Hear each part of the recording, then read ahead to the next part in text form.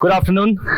I wish to start this conversation, I would say, with one statement which was given to me. बावर्ची बनोगे, खाना पकाओगे, क्या होगा? उसमें थोड़ी ना कभी करियर बनते हैं. Well, from there now to this red carpet, I think it's a journey which is definitely, it's been an amazing journey. It's still continuing. So I would like to talk to you about my life and obviously the topic which says approaching infinity. And I started to think that how will I deliver something which is infinite? I cannot, I don't think I'm in a position to do that. But then God reminded me of many things that He has done in my life, and I'm going to take you through that. So it's going to be about my journey, and I hope it inspires you. So first of all, infinity. I mean, what is infinity to you? A lot of people think infinity is whatever I can reach or approach, which is you can't basically think of. But to me, infinity is a place which helps you to think beyond you. And I wanted to create a framework to this talk, and I said I'm going to give it another new name, and which is approaching infinity through boundaries. Boundaries are so important in our lives because every family, every house has a boundary, because that's how God made us. I don't know if you've ever come across this statement from the Bible, but God created Adam and Eve, and He created them and placed them in the Garden of Eden. Everybody knows that Eve ate the apple. But not many people realize that God made a boundary for Adam to live. Just like I have a boundary, I can think that I'm actually restricted in this boundary. But to be honest, I'm free. I'm really free to do whatever I want to do. No, I'm not. I have a boundary so that I know where it all ends. But I have the whole wide circle to imagine what all I can do. I want to approach infinity through boundaries. And how do I perceive that is, everyone can plan for their future. Everyone can think that, okay, I'm going to do commerce, and then I'm going to do this, and I'm going to do that. But really speaking, when we are thinking like that, 10 years later, you decide to do something else, and then something else, and something else. Now, that's how life kind of unfolds for people, because you can definitely decide what your future can be, or your possible career could be, but you can never define what your destiny will be, because that is always decided by somebody who's called God. And that is who decided my destiny as well. Now, who is God? God for me is my friend, my savior, my redeemer, my counselor, my guide, and most importantly, my father, because that's where I draw everything from. Today, I stand here not because I deserve it, but because He gave me infinite grace to help me what I am today. And I really mean it, because, as we go through this whole conversation in the next 18 minutes, you will realize that I wasn't worth it. I was given. And that's what grace really means, that you don't deserve it, but you get it. So let me start by talking about my life. My life, I come from a very small town of Haryana. We are in Chandigarh. So I spent a lot of my time of my life in a place called Sonipat. So we moved from Alwar to Sonipat, and that's where everything actually deteriorated, I must say. I forgot. We were just talking just now that I had almost forgotten how to speak English, because I was very good in Haryanvi. And I can still challenge many Haryanvis here. I can still talk to you in that. So my school's name was Shambhu Dayal Modern School. Then I went to Hindu College. My Haryanvi, as I said, was perfect, but my English had gone down. And why I say this, because many of my batchmates from Shambhu Dayal are probably working still in Sonipat with a finite, limited ability of whatever they're doing. I'm sure they're doing well in whatever they're doing, but it's a finite ability, and I can see that. But here I am, whose boundaries started to grow as I grew. And that is why I brought God into this picture, because I had never planned this. And when you don't plan something and it comes to you, then you have only one thing to say, thank you. And that's what I said to God. All right. Now, talking about my journey from school, did 1 year of BSc, then I went to a hotel school because I realized that I did not get through a medical entrance, I did not get through an engineering college, and I only got through hotel management school. That's where I went. And as soon as I went there, 2 months later, I was, along with 123 people of my batch, peeling chickens. Not a very interesting job to begin with, but what I realized that we had 350 chickens to peel in the next 2 hours, and we were 123 people. So mathematics is simple. Each person does about 2 chickens, and we're done with it. But what I realized that I continued to peel chickens for the next 50 minutes, which means, and I looked up and I saw everybody else had gone. Only 4 people remained, and today, all those 4 people are chefs. So that's really the start of my career, because it told me that I can only do culinary, and that's what I can do. Then I moved to my training. And, when you go for industrial training, you're given menial jobs, I must say. Okay, 4 bags of onions at least to start with. Each bag is about 50 kgs, so that's 200 kgs for a day that you will start peeling.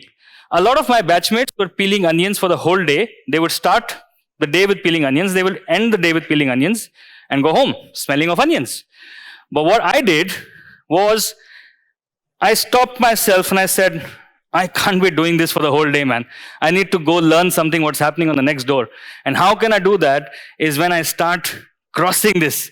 So I devised in my mind what now the Japanese that I have learned is total quality management, which means every process can be looked very differently until you achieve perfection to it.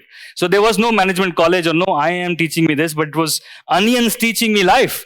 And I started to peel the onions quickly, and I noted my hand movement started to change, and I started to save fractions of seconds to make sure that I had 3 hours to go and learn a gravy. And that's how I started to, build myself one onion at a time. That's how I put it. Because a lot of people ask me, what's your motto in life? I said, my motto in life, work hard. How do you do that? Start peeling onions, one onion at a time. Because every onion taught me how to save that nanosecond to approach to another level, to another level, to another level. Oh, I need to be in this boundary. And approach something which you desired. Okay, it was as simple as making a gravy, but it was a learning for that day. Every big story has small victories, and I believed in that because I started to collect my small victories to probably look back now and thank God and say, I have some victory. All right. So I started as a prep cook in 1998 after my college in TGI Fridays. I hope people are aware of what that is. Thank goodness it's Fridays, a restaurant chain from the US. My salary at that time was 2,450 rupees. And I'm sharing these numbers because obviously God's done something through this time. Now, my journey obviously was, there are some family members sitting here, but they would know that in the beginning days, it wasn't a glorified profession. We were called bawarchis, we were called cooks, we were called, and like Thomas Keller says that the US Department of Agriculture would call us house helps, right? My mom would say, hotel management karne se acha, you could have done, social science or whatever you call it. That's a menial thing. That's how it was looked at. But I didn't look at it like that because, it was something that I saw that I know how to do, and I will keep going to do it. It was discouragement all along. 20-hour days, your boss telling you you don't know nothing, you can't cook, you are good for nothing. That's all we would hear, because in the beginning days, it's really tough. A hotel is really tough ground to be in, because you can't just tomorrow, dress up and say, oh, I'm your chef. They'll look at you and say, really? Cook. And then I'll be saying that you are my chef. It's like army. I will not accept you as my commander unless you teach me how to command. That's how our industry is. So there was a lot of discouragement, but you know what? I continued one onion at a time. Every day there was a thing which will come to me, and a challenge which will come to me. I'll cross that challenge and I'll say, one more, done. Okay, so from there, life moved. I joined the Oberoi Hotels, And I really wanted to join this course called as the Oberoi Centre of Learning and Development, which is like the IIT of hotel school, because about 3.5 lakh students apply and 15 get through. So obviously getting through is really difficult. And thank God I got through. I got through and pursued 2 years of advanced hoteliering, and I learned a lot through that 2 years. But what it also taught me was that perseverance and hard work is not going to leave you even if you become the top chef. It is something that is going to continue to be with you, a part of you till you die. And that is something I hold on to every day. So there is no looking back in terms of hard work. So OCLD was a real game changer for my life. It was, which made me a cowboy to a chef in 2 years. Life kind of changed because money started to come in. From 2,450 rupees, salary became 9,000 rupees. So obviously it was enjoyable. But in that whole scope of things, and what I'm trying to draw to you is that today I stand here, but I'm taking you back into a flashback. I never realized those days that I would ever be standing here and doing a TED Talk. I would never ever imagine. So today, wherever you are, whoever you are, whatever you're doing, doesn't matter. What matters is, are you living today to pursue tomorrow? Are you living today one onion at a time and taking challenges as they come, rather than just thinking that tomorrow is going to bring troubles to me, I might as well not do anything, all right? Now, this is where I bring God in. I started believing in Jesus when I was 20 years old, and I came through this story about talents. So, Jesus is a very interesting man, because he often spoke in parables, in stories which you can't understand like this, straight away. So the parable actually talks about a businessman who was going away on holiday, and he had 3 servants. So he called all 3 servants. He gave first servant $100, for example. I'm just taking an example. And the second servant, he gave $50. And the third servant, he gave $10. Obviously, depending on the proficiency of how much each could work with. And after a few days, this businessman comes back and asks a record of things from his servants. And he says, okay, guys, come on, what have you done with this money that I gave you? So the first guy comes and says, Master, you gave $100. I invested in the stock market and it's now $200. Okay, second one says, Master, you gave me $50. You know what? I bought a small machine. I worked through it and I now make it to $100. And the third guy actually took that $10 and hid it in his almirah and says, Master, you gave me $10. Here, your $10, exactly the way you gave me, same note, crisp as you gave me. Here's back to you. Now the master, after all of this, says, well done, my faithful servant. Who do you think was that faithful servant? The first, second, or the third? The third, right? Exactly no. Because it was the guy who never wanted to use the talent which was given to him. That's why I said parables. You won't understand it at the first go. And he hid it. So if I have a skill of peeling onions and I hide it, saying that, oh my God, what will my girlfriend think? I will be stinking of onions. Right? But that's your talent. That's what God has given you. Each one of us is so beautifully and wonderfully made that we have a talent, and that is how we excel in whatever we do. And that is what you need to recognize and realize what your talent is. So obviously the first guy and the second guy were the guys who he said that, well done, good and faithful servant, because whatever they got, they invested, they worked with it, and they grew it. Can you relate this to my life now? So whatever God gave me, I worked with it, persevered with it, and tried growing it. And today, if I stand here, possibly God will say, well done, my good and faithful servant, you've grown it. Okay, so this is because I held on to the word of God, which is written in the Bible. It says that, I have plans for you to prosper you and not to harm you. Now, if you hear something like this, you're always so confident about your dad saying that, don't worry, son, I'm with you. Familiar statement? Yeah, everybody's dad would say that. And this is our dad in heaven who says, I have plans for you to prosper you, not to harm you. When you hear that, you know that I am not going to get harmed. Even difficulties will come to me, but it won't harm me. I will be the man I have wanted to be because God's with me. All right. Now I want to get to something very practical. So one of my mentors said that, learn 5 new things every day. I want you to do the calculation. In 1 month, it's 150 new things. In 12 months, 1,800 new things. And my experience from the time I've passed out to now is 22 years.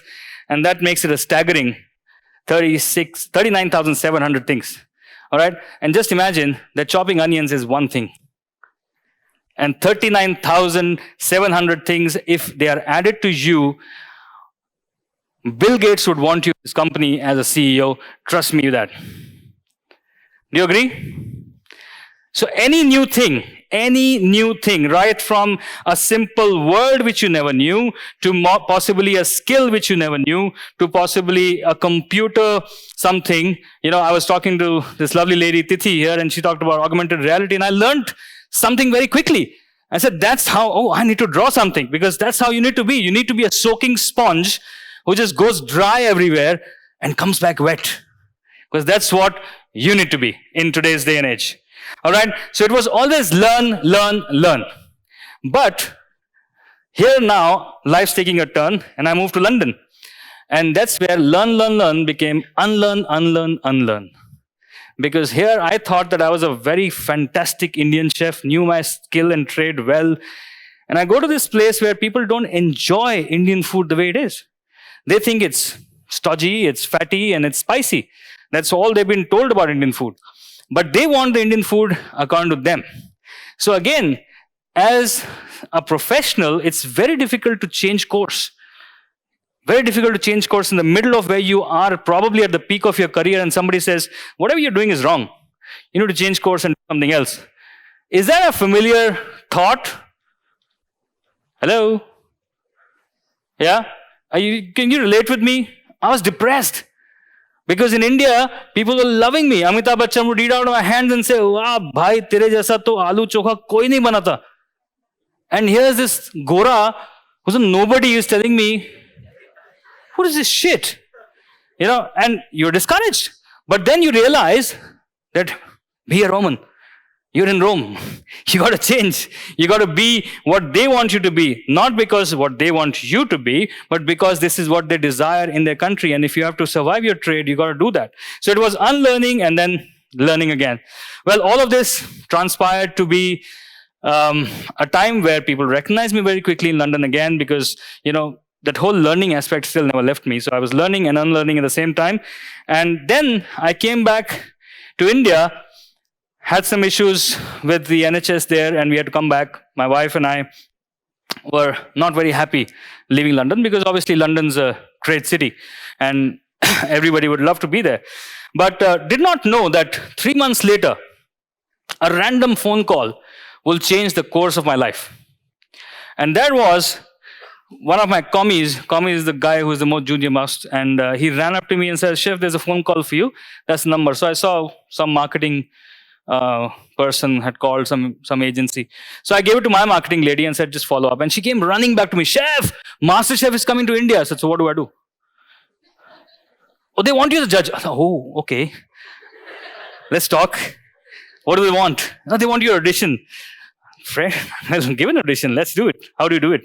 Okay, so I was trying to do everything on my own, but God in His ways provided that opportunity for me, where I actually thought to myself, stopped myself and said, there are 1 million chefs in this country, good ones, some of them better than me. Why do I get this?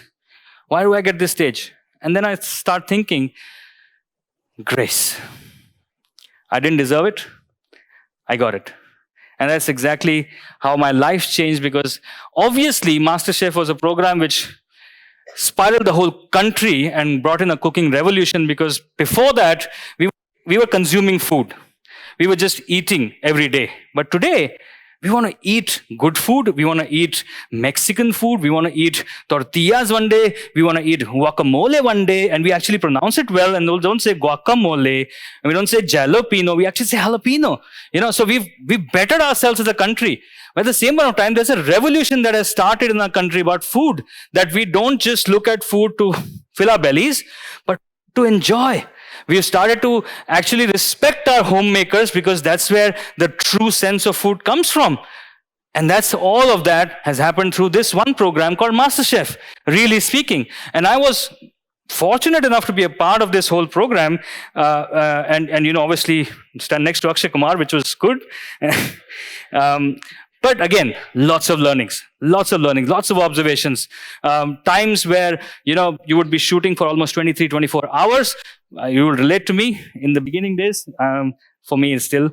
But, you would not want to express yourself as you had to, but the camera is facing you and it just captures everything. So you got to smile. And I'm going to say, this is good. Okay, so anyways, Masterchef was a lot of learning apart from all this fun happens. What I learned was that there was so much talent sitting in the country, which we as chefs disregarded. We thought that we are the professional chefs. We are the men of the industry. We know what to do. You guys don't know what to do. But the power of social media started to take everybody by a storm. And here we stand today, where home chefs are building businesses, are building careers out of nowhere. I know stories after stories after stories. People who are baking cakes just for their fun family, friends, are now running cake shops from their home. That's the power of social media, and that's the power of food that has happened to this country because of Masterchef. Anyways, so where did this chef become a chefpreneur? Or how did the entrepreneur in me came to being? So there's another funny story, and So this funny story goes like this, that I was actually working on the pasta section of that TGI Fridays restaurant, which was my first job. And I made around 230 odd portions of pasta that day, and I was very tired. So I came back home and my brother was pressing my back and asking me, what happened today? You look so tired. And I said that, you know what, I was really busy. I did about 230 pasta plates. I'm tired. And he said, how much do you sell a pasta plate at? I said, about $300. Oh, which means you actually earned 60,000 rupees for someone else just in a day. And that thought from 1998 was drilled somewhere, but was there. Didn't do anything with that thought till 2014, where I met Sanjeev Kapoor, and he inspired me with this whole entrepreneur journey and said, you know, you need to start looking at yourself as a very bad hotel chef. And I looked at Sanjeev Kapoor and said, chef, you are saying this? Out of all people, where people look up to you and say, what a great chef. Now you are saying you have to start looking a bad chef? He said, yeah, because unless you stop loving this hotel job, you will never come out and do an entrepreneur's job. And that's exactly what happened. You know, you have to stop loving your comfort zone. And he wanted to pull me out of my comfort zone. And that's where it all started. But it so happened that I was doing a job and I was doing a few of the assignments, and I'm publicly confessing it, which was wrong. Now my spirit was burdened, and I said, no, I can't go on doing like this. I have to be straight with God, because ultimately He sees us. And that's where me and my wife decided, we'll start. We'll start from what? Do what? I had no idea. Somebody talked to me through this whole idea of food platforms and apps and everything. So I started something called as Burgundy Box, which was food prepped in a manner which is in a box which goes to your home. You start cooking, and in 10 minutes you get a restaurant dish. It's a fantastic concept. It is the same concept of Blue Apron in the US. We kind of did an Indian version of it. Didn't work. For 1.5, 2 years, dry, completely dry, nothing happening. To the extent that I asked my wife, how much is in the bank? Can we pay the next EMI? And she said, 6 more months. And that's why we looked to God, and we said, God, you have to come in. And that's where God's faithfulness is always there. And, He spoke to us very clearly that we were trusting man more than God. Now, this is again a little difficult, and you might think it's very spiritual, but it's not. It's very simple. God's a person. and there's another person. So if I listen to this person and don't listen to that person who actually has my destiny in his pocket will say, fine, go ahead, listen to him, don't listen to me. Very simple. So I said, okay, God, sorry, I'm not listening to you, I'm listening to God. And what was that listening about? God spoke to me, stop your PR company. And I think you will realize and recognize with me that in the media industry, a PR company is very important. It's like a fuel to your engine. Unless you are out there, nobody will recognize you, nobody will give you work. So brands started to go off my belt. I had 5 brands and suddenly I was left with 1 brand. But God's saying, no PR company. I said, okay, God, no PR company. The moment we said no PR company, we got an offer for 4 restaurants to consult. We started building the 4 restaurants. And today, we've done 18 restaurants in India, Abu Dhabi, Oman, and we're doing 1 in US. And this is what the power of God is. But I want to just close with my whole thing of infinity with boundaries. The very fact that Adam was given a boundary, the very fact that he was asked to stay there, but he always peeped out of it and said, what's there for me? The problem with today's generation, my generation, every generation has been that. We always try to see what's not for us. We don't see what's for us. We don't enjoy the boundary. We think that our freedom is whatever we can do, but that's not true. Freedom is really what you should do in your boundaries, because that's where you enjoy the most. And that's where God makes it more successful. What do you choose? Success with freedom or success or failure with freedom? Obviously, it's a very simple given that you will obviously choose success with freedom, but the freedom has to be in the boundaries. And this is my life story, guys. Thank you very much for listening to me. Thank you.